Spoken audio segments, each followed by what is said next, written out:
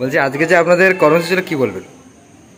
এই তো সারা পশ্চিমবাংলা জুড়েই কর্মসূচি চলছে। বাংলার মামাটি মানুষের মানবিক মুখ্যমন্ত্রী মমতা বন্দ্যোপাধ্যায় তিনি এই কর্মসূচি ঘোষণা করেছেন।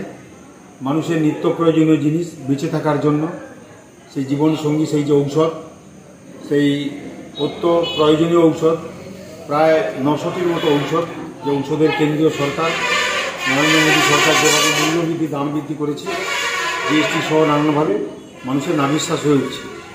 সেখান থেকে মানুষ যাতে পরিত্রাণ পায়, নরেন্দ্র মোদীর সিদ্ধান্ত যাতে প্রত্যাহার করে, তার জন্য আমাদের এই আন্দোলন, আমাদের এই বিক্ষোভ কর্মসূচি।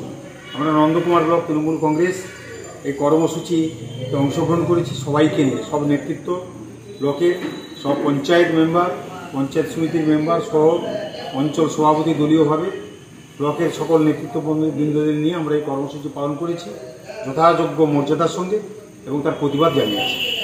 কোথায় হলো এটা আপনাদের? নন্দকুমার ব্লক, নন্দকুমার বাজার।